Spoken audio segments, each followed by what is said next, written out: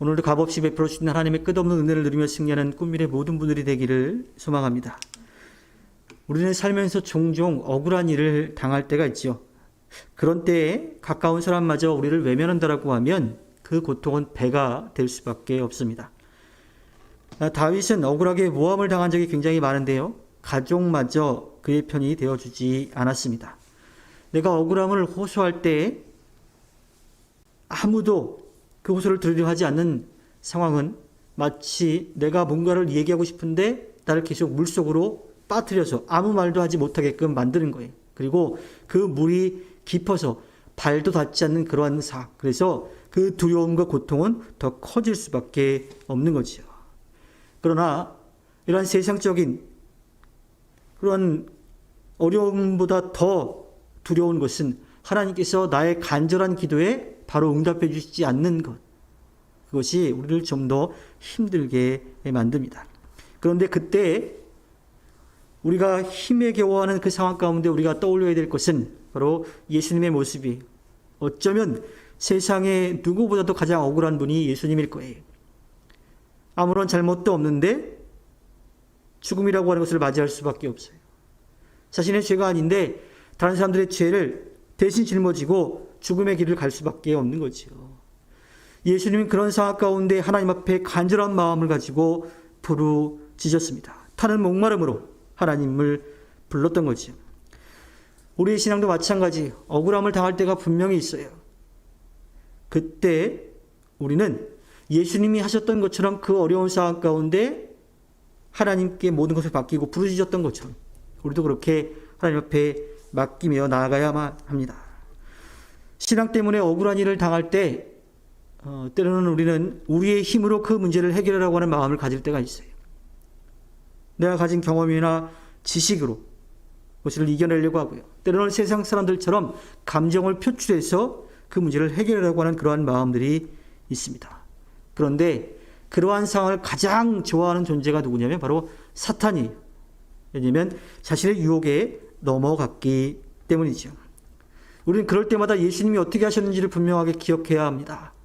하나님께 모든 것을 맡기며 기도했어요. 그리고 하나님의 말씀에 순종했지요. 하나님께서 이 상황을 하나님 뜻에 맞게끔 가장 좋게 풀어가실 것이라고 하는 것을 예수님은 믿었고 또 그렇게 살아갔습니다. 예수님을 따르는 우리 그리스도인들도 마찬가지입니다. 언젠가 하나님께서 나의 억울함, 또 이 기가 막히고 힘에 겨운 이 상황을 가장 좋게 풀어주실 것이라고 하는 믿음과 확신을 가지고 나아가야 합니다. 오늘 말씀으로 들어가 보면 다윗은 수렁에 빠져들었어요. 이 수렁이라고 하는 것은 나오려고 허우적대면 될수록 점점 더 깊이 빠져 들어가는 곳이죠. 바닥에 발이 닿지 않기에 극심한 공포가 몰려오는 곳이 바로 수렁입니다. 시간이 지날수록 다윗의 형편은 좋아지기는커녕 점점 더 나빠져 갑니다. 그냥 단순히 시간이 해결해주는 문제가 아니기 때문이죠.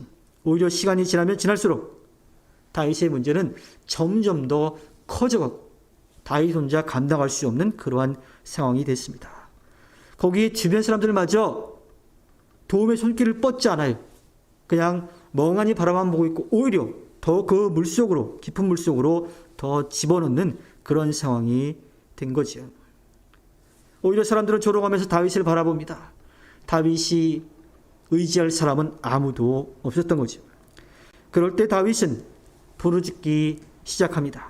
하나님을 바라보고 하나님만이 이 상황을 이겨낼 수 있도록 하실 것이다. 이 상황에서 나를 건져주실 것이다 라고 하는 확신을 가지고 하나님께 간절한 마음을 가지고 부르짖는 거죠. 다윗은 그 수렁 속에서 SOS 신호를 하나님께 보내고 있습니다. 살려달라는 기도, 구해달라는 외침 말고는 다윗이 할 수 있는 게 아무것도 없었기 때문이죠. 다윗이 그렇게 수렁 가운데에서 하나님을 바라보고 하나님께 부르짖을 수 있었던 이유는 다윗에게는 분명한 믿음이 있었기 때문입니다. 그러한 절망적인 순간에도 하나님은 기도를 들어주신다라고 하는 것을 분명하게 믿고 나아갔던 겁니다. 막다른 골목, 탈진한 상황, 어떻게 해야 될지 모르는 그 상황 가운데 우리 그리스도인들이 해야 될 일은 하나님께 모든 것을 맡기고 기도하는 것밖에는 없습니다. 그리고 그것이 마지막이지만 분명한 카드인 거지.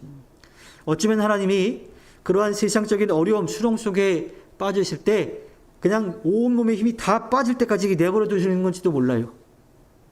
왜냐하면 그렇게 힘을 빼고 있어야 건져주는 사람이 조금 더 수월하게 건짐을 받을 수 있기 때문이죠. 또 한 가지 더는 그렇게 모든 것을 다 내려놓았을 때에 하나님이 건져주시는데 그때서야 비로소 내가 할 수 있는 것이 아니구나. 하나님이 나를 도와주셔야만 하는구나 라고 하는 것을 깨닫게 되기 때문이죠. 그래야만 수렁에서 빠져나올 때 온전히 하나님께 우리를 맡길 수 있는 거고요. 또 우리의 힘으로 빠져나온 게 아니라고 겸손한 마음으로 고백하며 하나님께 기쁨을 드릴 수 있는 삶을 살기 때문입니다. 다윗은 이러한 상황을 겪으면서 한 가지 또 깨달은 게 있어요. 그것은 뭐냐면 자신이 연약한 존재, 자신이 죄인이라고 하는 사실을 깨닫습니다. 사실은 다윗은 먼저 자신이 까닭없이 고통을 당한다라고 그렇게 4절에서 이야기를 해요. 그런데 5절로 넘어가면서 그의 모습이 바뀌죠. 처음에는 주변의 나쁜 사람들 때문에 자신이 이런 깊은 수렁에 빠져 있다, 이렇게 고통을 억울하게 당한다 라고 그렇게 생각을 했어요. 물론 다윗의 주변에 있는 사람들이 다윗을 어렵게 만든 것은 분명한 사실이었죠. 하지만 그 상황 가운데 다윗은 깨닫기 시작하는 거지. 난 단순히 억울한 게 아니라 저 악한 사람들 때문에 이런 고통을 당하는 게 아니라 하나님께서 이 가운데서 나를 만나주시기 위한 거구나라고 하는 것을 깨닫게 되는 거예요. 그러니까 고통의 심판이라고 하는 것, 징계라고 하는 것을 넘어서서 하나님과 1대1로 만나는 값진 시간임을 다윗은 깨닫게 된 거지요. 하나님과 1대1로 대면했을 때 우리를 구원하시고 건지시는 하나님 앞에서 누가 우리가 떳떳하다고 이야기할 수 있겠어요? 부족함 없이 설 수 있는 자가 누가 있겠습니까? 다윗은 그렇게 어려운 가운데 있을 때 1대1로 하나님을 만나면서 자신이 연약한 존재임을, 자신이 죄인임을 깨닫게 됐던 거예요. 어쩌면 다윗은 다른 사람들보다 좀 의롭다라고 이야기할 수는 있을지 모르겠어요. 하지만 모든 것을 아시고 모든 것을 하실 수 있는 하나님 앞에서는 스스로 의로운 자가 아무도 없는 거지요. 하나님 앞에서는 허물 많은 죄인임을 다윗은 깨닫게 되었던 겁니다. 그리고 그 어려운 가운데 다윗은 그것을 깨닫게 되었고 하나님 앞에 철저하게 회개하고 돌아올 수 있는 그런 은혜를 누리게 되었던 거죠. 처음에 다윗이 생각했던 것처럼 우리도 어려움을 겪으면요, 왜 이런 일이 일어났을까? 내가 뭘 잘못했을까? 하는 그런 생각이 먼저 앞설 수 있어요. 실제로 그런 일도 있겠지만 가장 중요한 것은 그렇다 하더라도 하나님께서 우리들을 만나주시고 우리를 도와주시려고 하는 값진 시간임을 분명하게 깨달아야 합니다.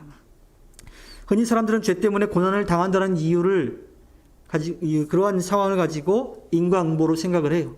실제로 유대인들은 그런 생각을 가지고 있었죠.